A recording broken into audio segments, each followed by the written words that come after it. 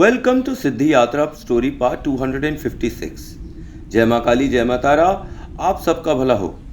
तो आज हम हीलिंग का एक रियल टाइम भयानक अनुभव इस एपिसोड में डिस्कस करेंगे कि अभी के टाइम पर, मतलब 2026 चल रहा है, इस टाइम पर मैं किसी की हीलिंग कर रहा था और मुझे एक खतरनाक और डरावना अनुभव हो रहा है प्रेजेंट में।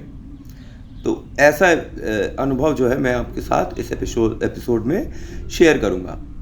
तो मेरा रियल टाइम एक्सपीरियंस ने मुझे आप सबसे शेयर करने के लिए मजबूर कर दिया है। एक ऐसा एक्सपीरियंस हुआ और जो आपको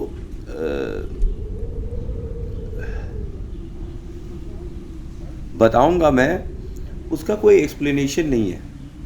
मतलब जो भी मैं आपको बताने जा रहा हूँ उसका एक्सप्लेनेशन कि ये कैसे हुआ, क्यों हुआ, इसका कोई एक्सप्लेनेशन मेरे पास इस वक्त तक नहीं है। मैंने कई बार कहा कि मैं किसी का गुरु बनने योग्य नहीं हूँ। अभी मुझे 6 इयर्स ही हुए हैं ये सब में लगे हुए, मैं अभी सीख ही रहा हूँ और मेरी कोई स्पिरिचुअल पावर इतनी ज़्यादा स्ट्रॉन्ग भी नहीं है, ऐसा मुझे लगता है। और मैं अभी अपनी खुद ही स्पिरिचुअल जर्नी में चल रहा हूँ और धीरे धीरे आगे बढ़ रहा हूँ और हर दिन एक नया एक्सपीरियंस, एक नई डिस्कवरी कर रहा हूँ माता काली की कृपा से। तो इसीलिए मैं कहता हूँ, क्योंकि मैं वीक हूँ इसलिए मेरे को गुरु बनाने से फ़ायदा क्या है। पर बच्चे फिर भी गुरु मान लेते हैं, कुछ मान लेते हैं, कुछ भाई मान ले रहे हैं, तो वो अब उस हिसाब से कनेक्ट हो जाते हैं। फिर मैं वैसी ही शक्तियों से मिलता हूँ जो मेरी तरह है, मतलब कि आप सब। मैं लोगों के लिए प्रे करता हूँ जो बच्चे माता काली से जुड़े हैं या शक्ति पूजा में माता की कृपा है उन पर, उन लोगों का फ़ायदा हुआ है और मैंने कुछ किया नहीं है। मतलब मैंने केवल उनको मेडिटेशन के लिए कहा, मंत्र जाप के लिए कहा और प्रेयर्स करी उनके लिए। और स्पेशली उन लोगों के लिए मैंने प्रेयर करी जो कि हेल्दी नहीं है, हेल्थ से जिनको प्रॉब्लम है उनके लिए मैं प्रे करता हूँ, तो वो जल्दी स्पीडी रिकवरी हो जाती है उनकी। तो जो भी माता का मेडिटेशन रोज़ करते हैं, ठीक है, कहीं ना कहीं से उनसे एक टेलीपैथिक कनेक्शन साथ जुड़ जाता है मुझसे। फिर लोगों की समस्या का हल मैं कुंडली से, टैरो कार्ड से, मेडिटेशन ऑफ माता काली से, न्यूमरोलॉजी से निकाल कर बता देता हूँ। कई बार ऐसा होता है कि लोग कहते हैं कि नहीं भैया बता ही दो, बता ही दो, बता ही दो। अब बता दूं कि मैं कोई एस्ट्रोलॉजर नहीं हूँ, ठीक है, या तांत्रिक भी नहीं हूँ। मैं बस माता का एक भगत हूँ और उनका भजन कीर्तन करता रहता हूँ, माता से लोगों को जोड़ता हूँ और उनके लाइफ में पॉजिटिविटी आए ये कामना करता हूँ, ठीक है। और एस्ट्रोलॉजी तो मुझे माता तारा की साधना के बाद आ गई अपने आप ही। भूत भविष्य वर्तमान जानने की शक्ति, वाक्य सिद्धि, श्राप और वरदान देने की शक्ति, सब माता तारा की ही सिद्धि की देन है। मुझे अभी भी कई ज्योतिष बोलते हैं कि आपको देखना नहीं आता है। जब उनके बारे में मैं बता देता हूँ ना, तब वो बड़े कंफ्यूज हो जाते हैं कि आपने बताया कैसे, बता तो सही रहे पर बताया कैसे। दूसरी तरफ कहते हैं कि आपको देखना नहीं आता है। हीलिंग बाकी लोग कैसे करते हैं मुझे आइडिया नहीं है, और पर मैं हीलिंग जो माता काली और उनकी योगिनी काली नित्य सिद्ध माता के द्वारा करता हूँ, त्राटक ध्यान करके मैं पीड़ित की फ़ोटो देखकर माता की पिक्चर पर ध्यान लगाता हूँ, विनती करता हूँ और अर्जी लगाकर संबंधित व्यक्ति की मैं ये काम करता हूँ। और माता का जाप मन में होता है और बोल देती है कि नहीं, ठीक है। तो कई बार कुछ बताती भी नहीं है। मतलब जब मैं माता का जाप करता हूँ तो कई बार वो मन में मेरे बोल देती है, कई बार कुछ नहीं भी बोलती है। कभी कान में बोलती है फुसफुसा कर, कभी इंडिकेशंस में समझाती है, कभी विजन्स देती है ध्यान में। तो ये कोई भरोसा नहीं है कि माता का जो ध्यान है जो मैं करता हूँ, तो उसमें ये ज़रूरी हो जाए कि माँ आ जाए और मुझसे बात ही करने लगे। ऐसा नहीं। लोग सोचते हैं कि माता से मैं जब चाहे तब बात कर सकता हूँ, पर ऐसा नहीं है। जब उसकी इच्छा होती है तभी वो बोलती है, नहीं होती है तो नहीं भी बोलती है। बस मंदिर की रेड लाइट को येलो कर देती है, जिससे पता चल जाता है कि वो प्रेजेंट है। भले कुछ बोले ना, पर इसका मतलब ये है कि वो सुनने के मूड में है। सो एक बहन काफ़ी बीमार हो गई थी इस बीच में, और हमारी सब्सक्राइबर भी हैं, और काफ़ी दिनों के बाद वो वापस मेरे चैनल पर आईं और अपनी बीमारी की बात बताई। मुझे पता नहीं क्यों बहुत ही धक्का लगा, जैसे वो मेरी अपनी कोई सगी बहन हो, और एक कनेक्शन सा लगा मुझे उनके साथ। मैंने उनके लिए अपने आप से हीलिंग हेल्थ वाइज स्टार्ट कर दिया, और जो मैं पूजा करता था उनके नाम का, उसमें मैं उनका नाम लेता था। मतलब जो मैं पूजा भी करता था जो भी, तो उसमें मैं उनका नाम लेने लगा कि मेरी इस बहन की तबीयत जल्दी सही हो जाए, और उनके नाम का हवन भी कर देता था अपनी पूजा के बाद। मतलब उनके नाम की एक आहुति मैं हमेशा हवन कुंड में डाल देता था। तो अभी पीछे तारा साधना किया था ना, तो मैंने वहाँ बताया था कि मेरे घर के बाहर एक बिना सिर का कबूतर था, और पूरी दहलीज पर खून ही खून था। ठीक है, आश्चर्य की बात ये थी कि वहाँ गली के कुत्ते उस कबूतर को सूंघ कर भाग गए, खाया भी नहीं। तो मेरे स्टाफ ने बाद में उस कबूतर को, मरे हुए कबूतर को हटाया जिसका सर नहीं था। बाद में तारा साधना के बाद 2 और कबूतर मिले जिनका सिर कटा हुआ था और गायब था, और वो ओपन टू एयर सफाई करते हुए मिले। वो भी एकदम fresh open to air grilled है, और किसी भी तरह की जानवर का आना जाना वहाँ पे नामुमकिन है। पर पता नहीं वो कबूतर वहाँ कैसे आ गए और उनका सर कटा हुआ था, मुझे समझ नहीं आया।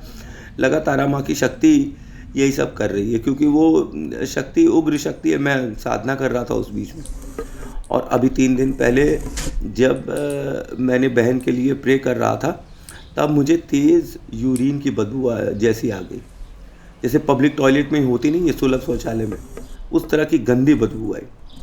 और पास की अलमारी के पास कुछ आहट सी हुई, ऐसा लगा कि कुछ गिरा, पर त्राटक जा पूरा नहीं हो पाया था। तो और अगर इधर ध्यान कर देता तो सब खंडित हो जाता। तो अपनी हीलिंग को खंडित ना करने के लिए मैंने लगातार त्राटक ध्यान जारी रखा, और इसी जाप में लगा रहा।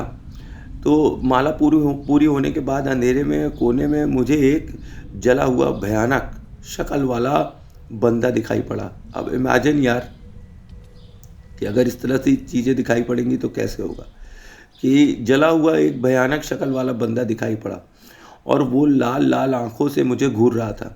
मेरे दिल को एकदम जैसे धक्का सा लगा, और मैं एकदम अचकचा सा गया। मैंने ये एक्सपेक्ट नहीं किया था। मैं तो हेल्थ के लिए प्रे कर रहा था। हेल्थ की हीलिंग करने पर आपके मंत्र जाप खर्च हो जाते हैं, और वर्स्ट से वर्स्ट आपकी तबीयत थोड़ी ख़राब हो जाती है, जो बाद में सही हो सकती है अगर आप प्रॉपर हीलर हैं तो। अगर आप प्रॉपर हीलर हैं तो आपकी तबीयत ज़रूर ख़राब होगी, और वो बाद में सही भी हो जाएगी। तो क्योंकि यहाँ पर आपकी प्राण ऊर्जा जो है ना, हेल्थ सही करने में लग जाती है। अब किसी की योग ऊर्जा बहुत ज़्यादा है तो फिर वो योग ऊर्जा लगाते हैं, उनकी तबीयत नहीं भी सही ख़राब होती है।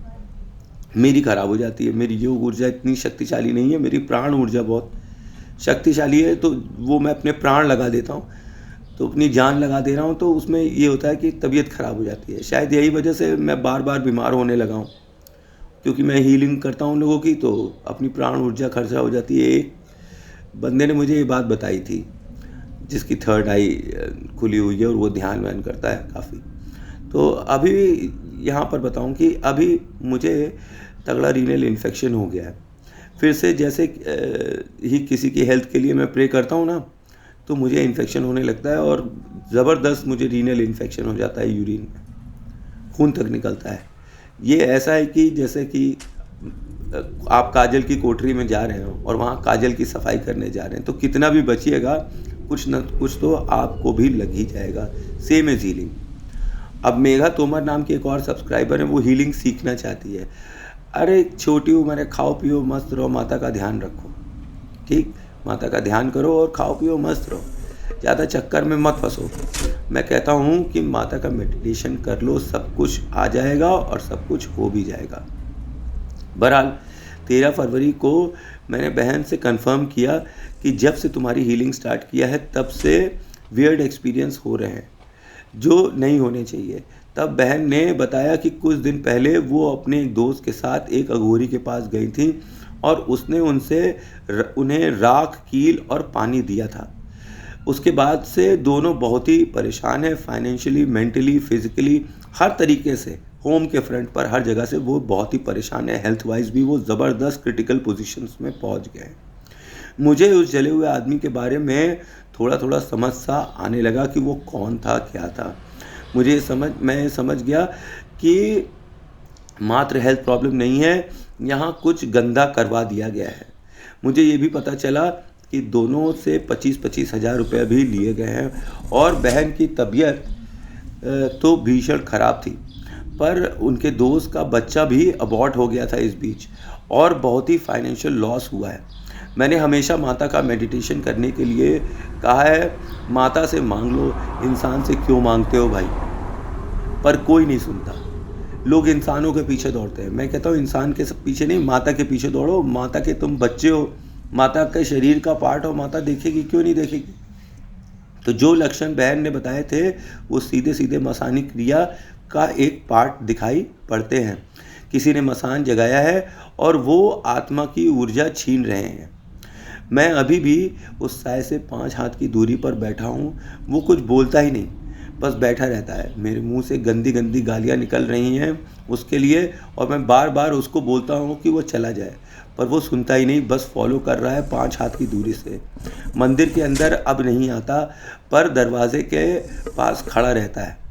और कल की पूजा कर रहा था तो सुबह देखा, जब मैं बाहर निकला तो देखा कि दीवार पर वॉलपेपर फाड़ दिया गया है, जो सिद्धि रूम के बाहर है। मैं फ़ोटो खींच के आपको पीछे बैकग्राउंड में दिखाता हूँ। मैं भूत प्रेत निकालना, भगाना, चढ़ाना ये सब नहीं जानता। मैं केवल माता का ध्यान करता हूँ, बाकी माता करती है और मेरे गुरु करते हैं।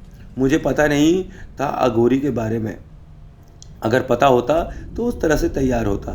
पर ध्यान में मैं एक ऐसी एंटिटी के सामने खड़ा हूँ जिसके काम के बारे में मैं ज़्यादा कुछ जानता नहीं हूँ और ना मैं ये सब काम करता हूँ। सिद्धि की शक्ति ही है जो शायद उस एंटिटी को दूर रखे हुए है और मुझे लगातार उसके बारे में इंडिकेशंस दे रही है और बता रही है। कल 14 फरवरी को रात में जब मैं ऑफिस से घर आया और दरवाजे पर डॉग्स को बिस्किट्स खिलाने लगा कि तभी एक डॉग को कस के छींक आई और ऐसा लगा कि कोई गंदी हवा मेरे गले के अंदर आके फंस गई और बदबूदार चीज़ मेरे गले में चली गई, फिर सीने में धीरे से उतर गई। मैंने लाख कोशिश करी कि खांस कर उसे निकाल लूँ, पर कोई फ़ायदा नहीं हुआ। सारी रात अजीब सी बदबू मेरे मुंह से आ रही थी, जिसे मैं महसूस कर रहा था, जैसे कि मांस सड़ जाता है ना, उस तरह की बदबू आ रही थी। सुबह मैंने प्रसाद में माता की चाय पी, जैसा मैं करता हूँ कि मैं माता की जूठी चाय पीता हूँ सुबह, फिर उसके बाद ही मैं आगे का काम करता हूँ। तो उसे पीने के बाद और भजन कीर्तन करने के बाद वो बदबू मेरे मुंह से चली गई। मुझे लगता है कि इस पर्टिकुलर केस में मसानी क्रिया करी गई है, क्योंकि कील, राख और पानी शमशान विद्या में ही यूज़ होते हैं। मैंने तत्काल निवारण हेतु 2 लौंग, 1 कपूर की टैबलेट साथ जलाकर घर में धुआं देने के लिए कहा गया है, माता का बीज मंत्र करते हुए, ठीक है। और राख, कील और पानी लाल कपड़े में नींबू के साथ एक कील गाड़कर, ठीक है, चौराहे पर छोड़ आने के लिए कहा हुआ है। 7 बार एंटी क्लॉकवाइज अपने सिर से घुमाकर माता काली का बीज मंत्र बोलकर वहीं चौराहे पर छोड़ आने के लिए कहा है। चौराहा क्यों? क्योंकि चौराहे पर ही जो माता होती हैं वो भी मसानी माता का एक अंश होती हैं, जैसे मैंने आपको पहले बताया हुआ है पीछे के एपिसोड्स में। घर को हल्दी और गंगा जल से छिड़क कर शुद्ध करने के लिए मैंने कहा है।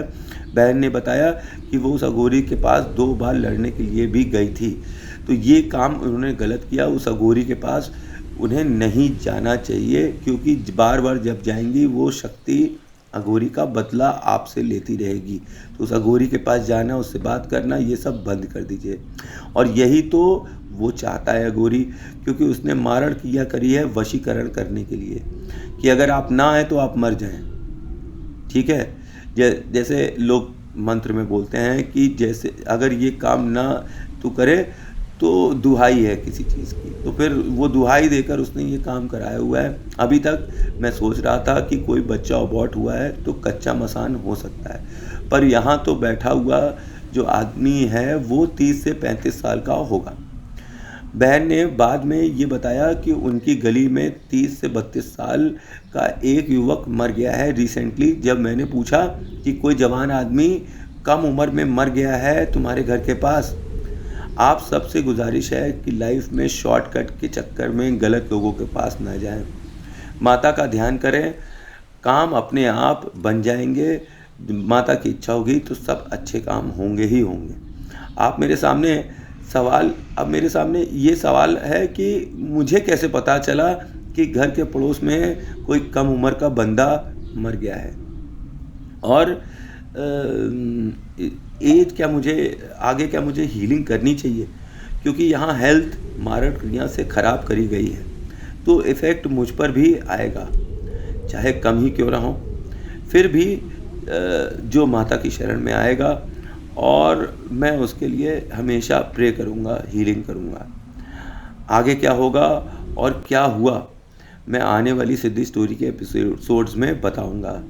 इतनी पढ़ाई करी मैंने और इतना ध्यान किया माता का, और ये एक्सपीरियंस एकदम नया है मेरे लिए।